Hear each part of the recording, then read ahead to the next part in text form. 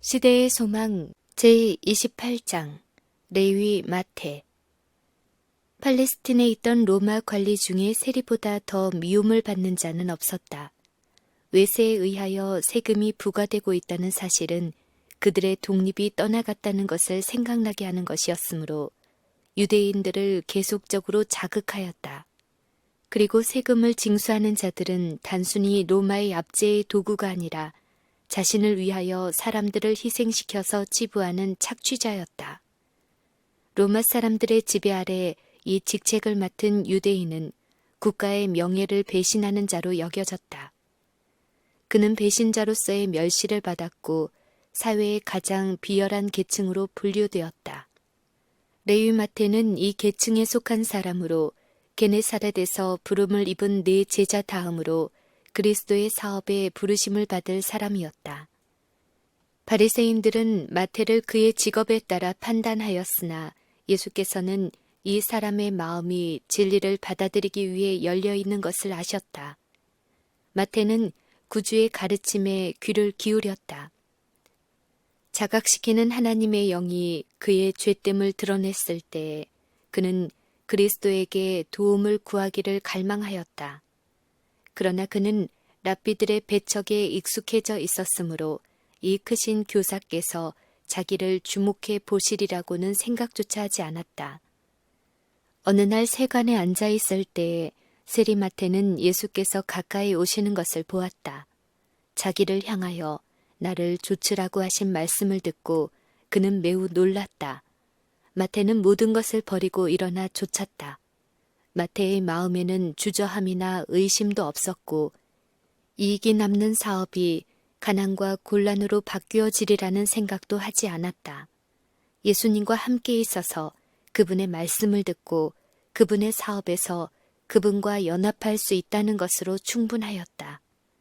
이전에 부름을 받은 제자들 역시 그러하였다. 예수께서 베드로와 그의 동료들에게 당신을 따르라고 명령하시자 즉시 그들은 배와 그물을 버렸다. 이 제자 중에 어떤 이들에게는 생계를 그들에게 의존하는 친구가 있었으나 구주의 초청을 받았을 때 머뭇거리거나 내가 어떻게 생활하며 가족을 부양해야 할까 하고 묻지 않았다. 그들은 부르심에 순종하였다. 예수께서 후에 그들에게 내가 너희를 전대와 주머니와 신도 없이 보내었을 때 부족한 것이 있더냐고 물으셨을 때 그들은 없었나이다 라고 대답할 수 있었다. 부유하던 마태에게나 가난하던 안드레와 베드로에게 똑같은 시험이 이르렀으며 똑같은 헌신이 각 사람에 의하여 이루어졌다. 그물에 고기가 가득 차고 옛 생애에 대한 충동이 가장 강하던 성공의 순간에 예수께서는 바다에서 일하던 제자들에게 복음 사업을 위하여 모든 것을 버리라고 요구하셨다. 이와 같이 각 사람이 세상의 재물에 대한 욕심이나 그리스도와 친분을 맺고자 하는 욕망 중에 어느 쪽이 더 강한지에 대해 시험을 받고 있다. 원칙은 항상 가혹하다. 하나님의 사업에 전심을 다하고 그리스도를 아는 지식이 가장 고상함을 인하여 모든 것을 해로 여기지 않으면 그 누구도 그분의 사업에 성공할 수 없다. 전적으로 바치지 않는 사람은 어떤 사람도 그리스도의 제자가 될 수 없으며 그분의 동역자가 되기는 더욱더 어렵다. 사람들이 위대한 구원을 인식할 때 그리스도의 생애에 나타난 자아 희생은 그들의 생애에서도 나타날 것이다. 그들은 예수께서 어느 길로 인도하시든지 즐겨 따라갈 것이다. 마태를 불러서 그리스도의 제자 중 하나가 되게 하신 것은 큰 분노를 일으켰다. 한 종교 교사가 직접 수종하는 자로서 세리를 택한다는 것은 종교적, 사회적 및 민족적 관습에 위반되는 행위였다. 바리새인들은 백성들의 편견에 호소함으로써 여론의 흐름이 예수를 반대하기를 원하였다. 세리들 간에는 광범위한 관심이 일어났다. 그들의 마음은 하늘의 교사에게로 이끌렸다. 마태는 새로운 제자가 된 기쁨에 이전의 친구들을 예수님께 데려오기를 원하였다. 그래서 그는 자기 집에서 잔치를 베풀고 친척과 친구들을 함께 불렀다. 세리들만이 포함된 것이 아니라 의심스러운 평판을 받고 보다 철두철미한 그들의 이웃 사람들에게 배척을 받던 많은 다른 사람들도 포함되어 있었다. 잔치는 예수님에게 경의를 표하는 뜻으로 배설되었으며 그분께서는 이 호의를 받아들이기를 주저하지 않으셨다. 예수께서는 이 일이 바리새파를 성나게 하리라는 것과 또한 백성들 눈에 당신의 명성을 더럽히는 일이 될 것을 잘 아셨다. 그러나 어떤 정치적 문제도 그분의 행동에 영향을 줄 수 없었다. 그분에게는 외형적인 차별은 가치가 없었다. 그분의 마음을 움직인 것은 생수를 갈급하는 심령이었다. 예수께서는 세리들의 식탁에 귀빈으로 앉아 당신의 동정심과 사교적인 친절한 행위로 인간의 존엄성을 인정하신다는 것을 보여주셨다. 그리고 사람들이 그분의 신임을 받을 만한 사람이 되기를 갈망하였다. 갈급한 심령에 그분의 말씀은 축복과 생명을 주는 능력으로 임하였다. 새로운 충동이 일깨워지고 새 생애에 대한 가능성이 사회의 버림을 받은 이 사람들에게 열려졌다. 예수께서 승천하신 후까지 그분을 시인하지 않은 적지 않은 사람들이 이와 같은 회합들에서 구주의 교훈에 감명을 받았다. 성령이 부어져 하루에 3,000명이 회개하였을 때 이들 가운데는 세리들의 식탁에서 처음으로 진리를 들었던 사람들이 많았으며 이 중에 얼마는 복음의 기별자들이 되었다. 연회석상에서 예수님의 모보는 마태 자신에게 끊임없는 교훈이 되었다.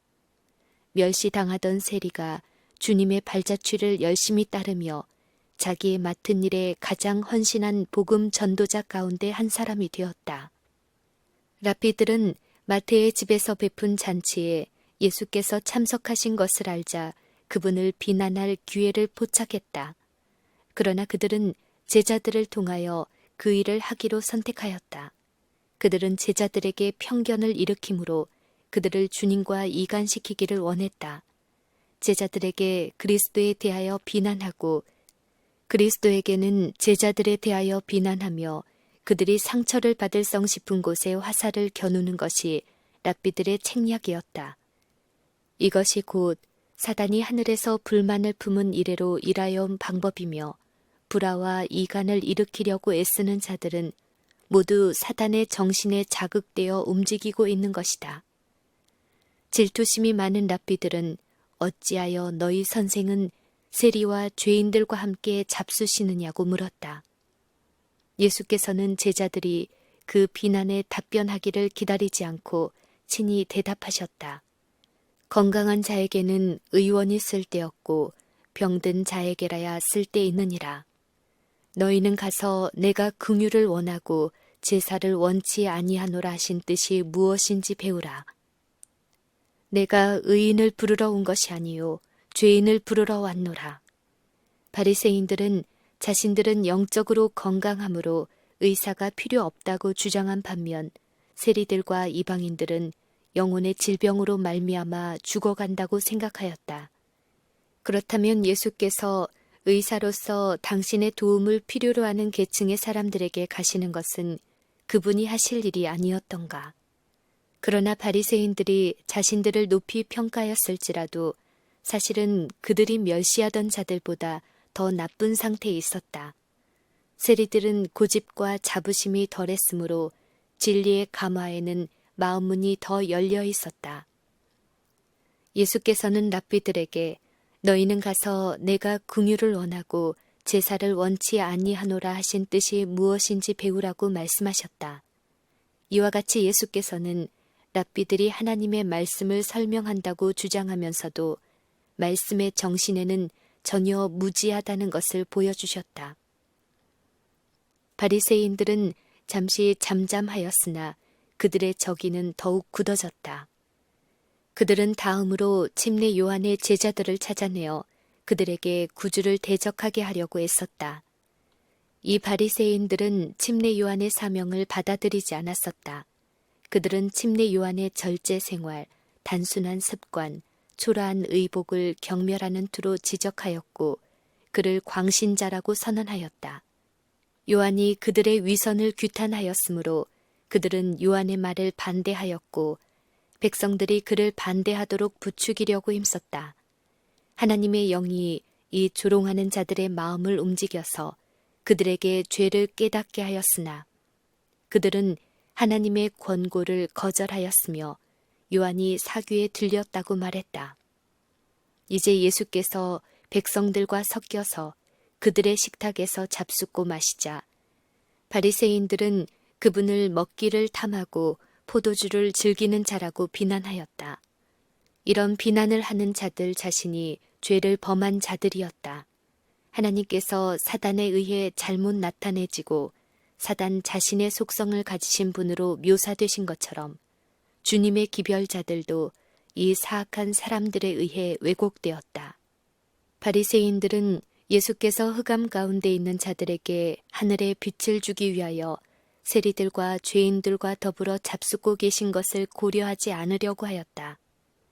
그들은 하늘의 교사에게서 나오는 모든 말씀은 싹이 터서 하나님의 영광의 열매를 맺을 산 씨임을 보지 못했다. 그들은 빛을 받아들이지 않기로 결심하였다. 그리고 침례 요한의 전도를 반대했었지만 이제는 예수님을 반대하는 일에 협력을 얻기를 원하여 요한의 제자들의 우정을 살 준비를 갖추었다. 그들은 예수께서 고대의 유전들을 무시하고 있다고 말하며 침례 요한의 준엄한 경건성과 세리나 죄인들과 더불어 잡수시는 예수의 행동을 대조시켰다. 요한의 제자들은 이때에 큰 슬픔에 빠져 있었다. 이때 그들이 요한의 기별을 가지고 예수님을 방문하기 이전이었다. 그들의 사랑하는 선생은 감옥에 갇히고 그들은 슬픈 나날을 보냈다. 더구나 예수께서는 요한을 석방시키기 위하여 아무런 노력도 하지 않으시고 심지어 그의 교훈을 불신하시는 듯이 보였다.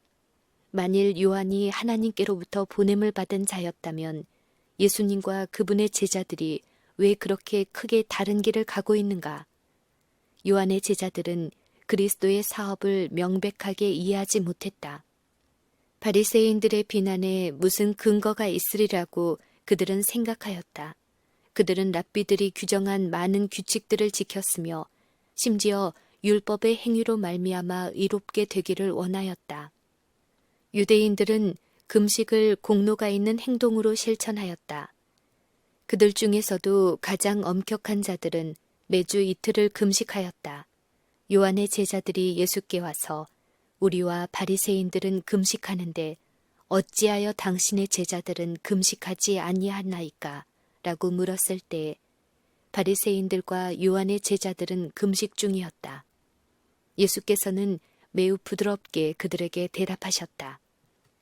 예수께서는 금식에 대한 그들의 그릇된 관념을 시정하려고 하지 않으시고 다만 당신의 사명에 관하여 그들에게 올바르게 설명하고자 하셨다. 그리하여 그분께서는 침례 요한 자신이 예수님에 대하여 증언할 때 사용했던 동일한 비유를 사용하여 이것을 설명하셨다. 요한은 신부를 취하는 자는 신랑이나 서서 신랑의 음성을 듣는 친구가 크게 기뻐하나니 나는 이러한 기쁨이 충만하였노라 라고 말했다.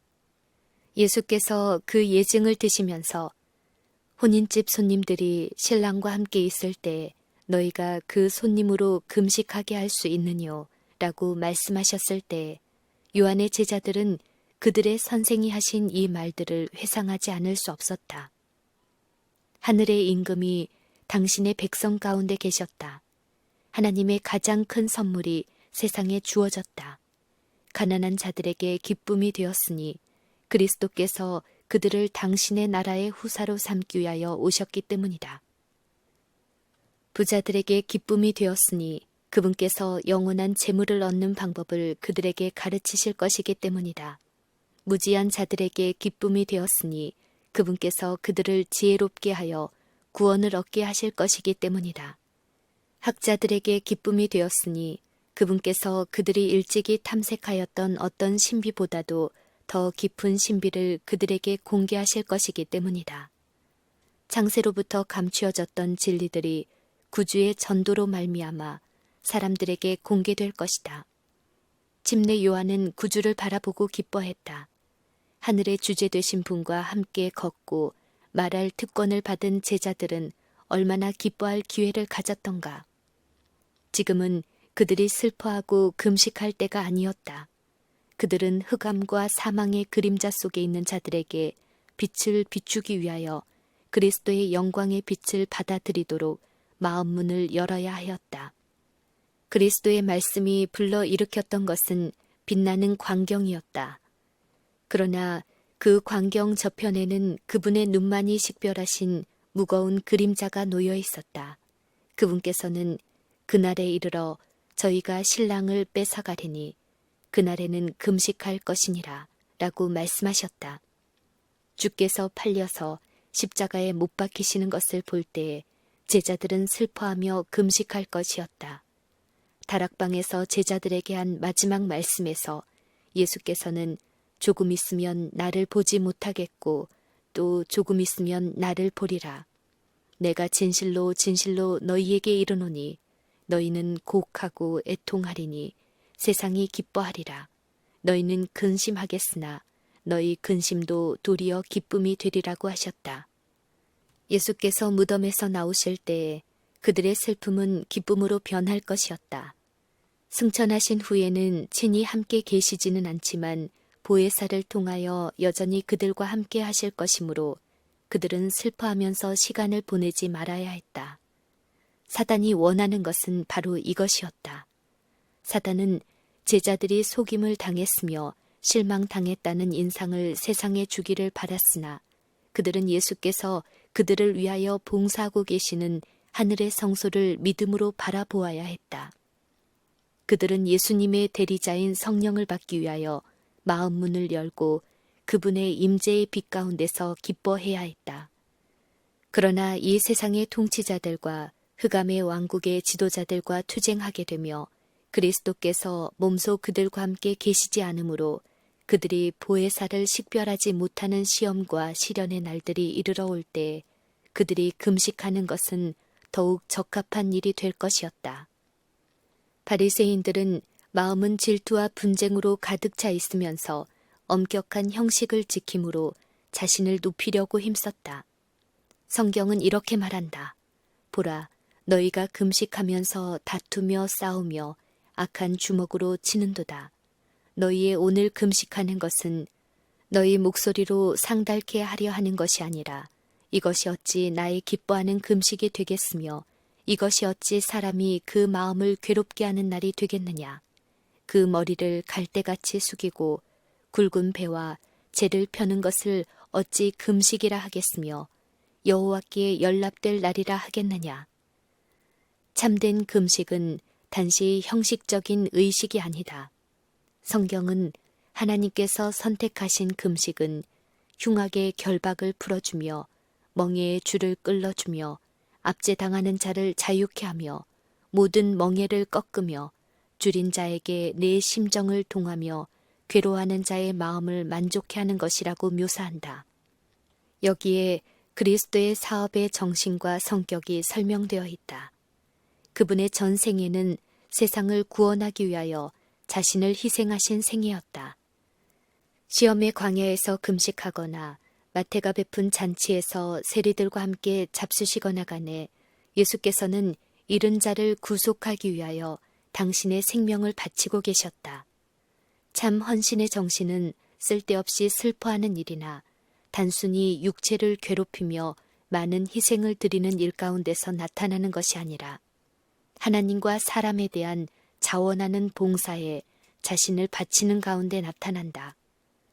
요한의 제자들에게 계속 대답하시면서 예수께서는 한 비유를 들어 말씀하셨다.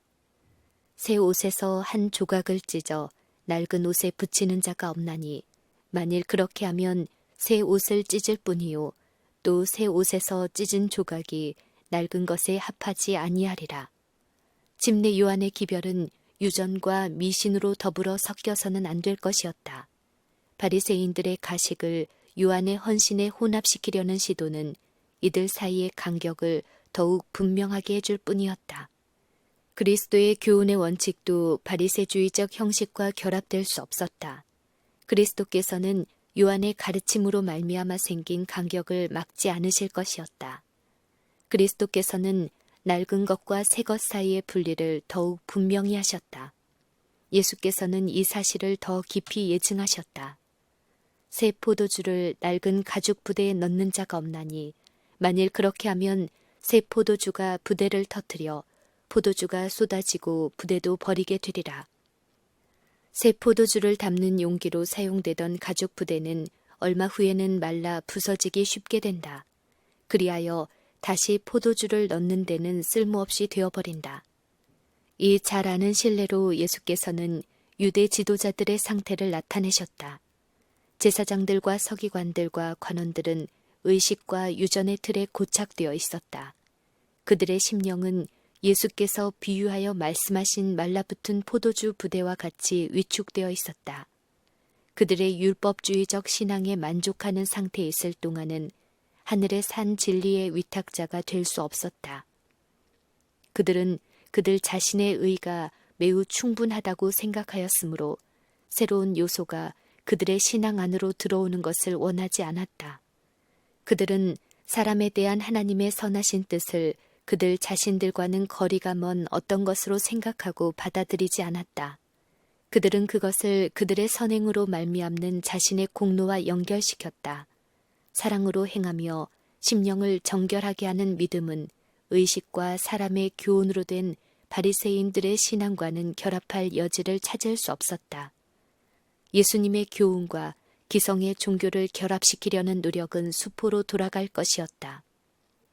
발효시키는 포도주와 같이 하나님의 생명의 진리는 낡고 쇠해져가는 바리새인들의 유전의 가죽 부대를 터뜨릴 것이었다. 바리새인들은 그들이 교훈을 필요로 하기에는 너무 현명하고 구원을 필요로 하기엔 너무 의로우며 그리스도께로부터 오는 존귀함을 필요로 하기에는 너무나 큰 존귀를 받고 있다고 생각하였다. 구주께서는 하늘의 기별을 받고자 하는 다른 무리들을 찾기 위하여 그들에게서 돌아서셨다. 예수께서는 무식한 어부와 장터에 앉은 세리와 사마리아 여인과 당신의 말씀을 기쁘게 듣는 백성들 가운데서 새 포도주를 담을 새 부대를 발견하였다. 복음 사업에 쓰이는 도구는 하나님께서 보내시는 빛을 기쁘게 받아들이는 이런 영혼들이다. 이런 사람들이 진리의 지식을 세상에 전하는 그리스도의 대리자들이다.